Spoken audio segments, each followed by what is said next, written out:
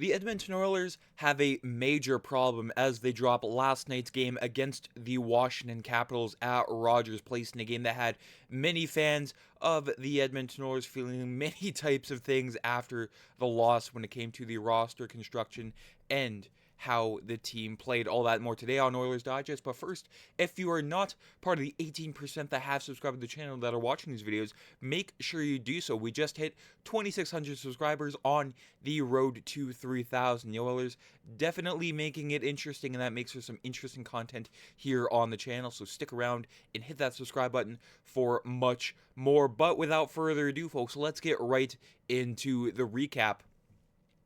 Nacho Night Stew. Yes, last night the Washington Capitals and Alexander Ovechkin rolled into Rogers Place in a game that was, best on best throughout the National Hockey League, with both teams in the top 10 of the league. But the Washington Capitals taking this one by a score of 3-2. Now the score, compared with the box score and just the complete overlook at the game, doesn't really represent how this game played out, with Washington getting only 14 shots on goal and Stuart Skinner with only 11 saves last night. Meanwhile, the Edmonton Oilers piled, 33 shots on goal on Logan Thompson, with, Logan Thompson getting the second star of the game and 31 saves. And, not just the goaltending made the difference, but also the power plays. Of course, Washington going 0 for 3 on their power plays. Meanwhile, Edmonton, without Connor McDavid, it made it hard to gain the zone last night, even on the power play,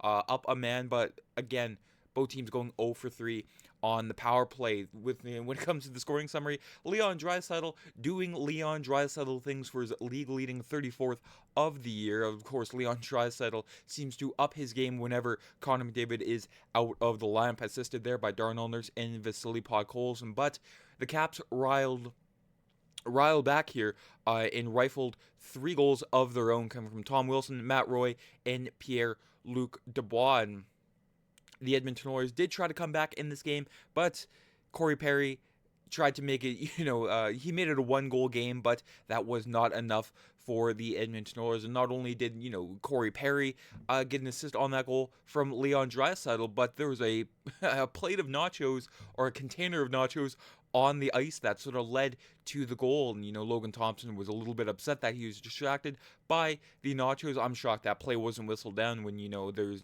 objects on the ice. Normally play is whistled, but the refereeing, for once, they're on Edmonton's side. And the plate of nachos even got an assist on that goal from Corey Perry. So, again, sometimes you kind of have to laugh at it. I mean, plate of nachos, it's better that than a jersey on the ice. I mean, with the way the Oilers have been playing, I'm sure, there'd be some, idiotic fans that, toss jerseys on the ice, but a plate of nachos is another story. But, again, when it comes to the Oilers, severely outplaying the Washington Capitals, but the Capitals capitalizing on Edmonton's mistakes, even though Kris Knoblauch said, I think that's one of our better games that we played defensively. I don't think we gave up very much. A couple off the rush, yes, but we're never going to play a perfect game. The other team is going to get scoring chances, but I don't think there were very many tonight. I agree with that, limiting Washington to 14 shots on net. Not many scoring chances, but Washington, they are a team that will penalize you, even though they don't, get many opportunities. When they do get the golden ones, that is when they, they make the other team pay the price. As you can see there on the 3-1 goal from Pierre-Luc Dubois, there was a Lars Eller backhand shot that went off the post, and you can see the Troy Stetcher and Brett Kulak sort of, flying past the puck and letting Pierre-Luc Dubois get the rebound. So, of course, again, the Oilers, tight defensive game, but mistakes led to their demise last night. As you can see there, the money puck deserved to win meter. The Oilers definitely deserve to win, but sometimes goaltending, again, makes the difference in these types of games. With the expected goals, the Oilers 5.05 compared to Washington's a little below 2 expected goals there. So again, the Oilers getting the chances, just not finishing. And it wasn't just the goaltending that led to the Oilers' loss last night. Of course, it was the stagnant power play, not much movement without Connor McDavid. Everyone was just sort of standing around. Lack of finishing, especially on the bottom 6, when they expect Leon Draisaitl to do pretty much everything. He's good, but he's not the type of player to put the, make the team put him on his back. But the Oilers, uh, like I said, there's so many numbers into the equation here that they did outplay the Washington Capitals when it comes to the natural stat trick. The overlook of last night's game, the Oilers 71 Corsi for, or shot attempts anyways, compared to only allowing 37 for a Corsi for percentage of 65.74. Even Fenwick too, more shot attempts. Again, all over the Washington Capitals, but Logan Thompson had other things to say here when it comes to the hockey stat card here.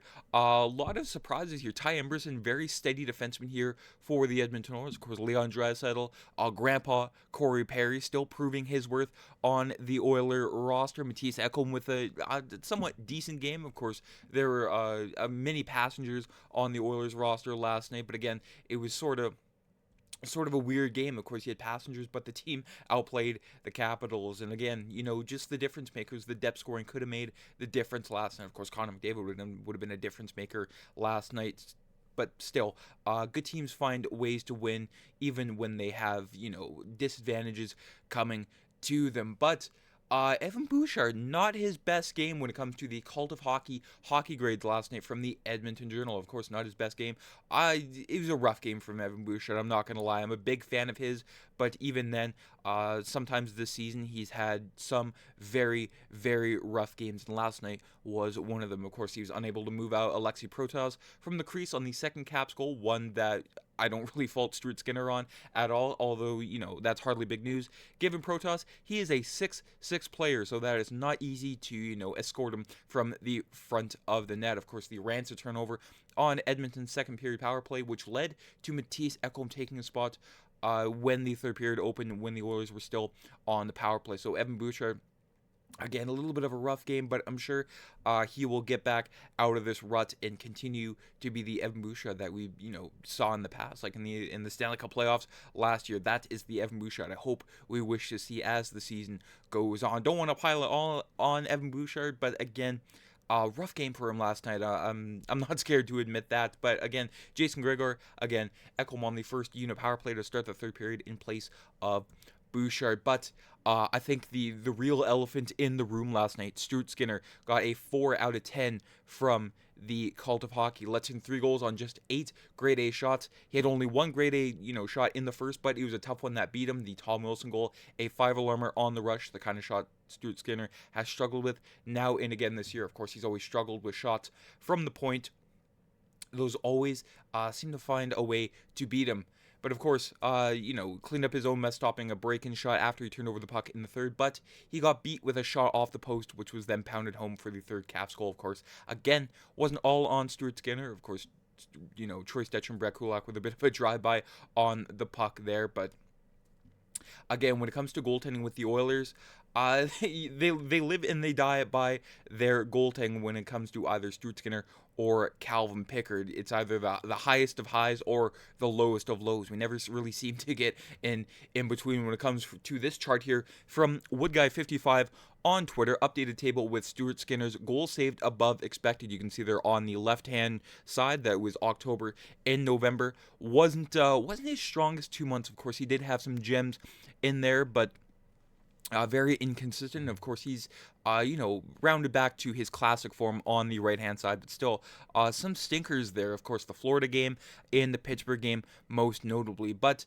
again, Skinner's biggest problem is his inconsistency. Of course, when he's good, but when he's bad, boy, is he bad. And I have faith in Stuart Skinner. Of course, later on, many are saying the Oilers should try to get a goalie, but if they stick with Stuart Skinner, I wouldn't be, against it, to say the least, unless there's a deal out there to be made for, Karel Vejmelka or John Gibson. Of course, many have linked John Gibson to the Edmonton Oilers, but I just need Stuart Skinner with some consistency in his game. Of course, goaltending is very random, and many are calling for the head of the Oilers goaltending coach, Dustin Schwartz, but I just need some consistency. It would be nice for Stuart Skinner to get the big save, or even letting his team get into the game in the first period. Because of course it's nice seeing Edmonton come back from 2-0, 3-0 down later on in the game. But I'm getting a little tired of it. I'd like to see Stuart Skinner and the Edmonton Oilers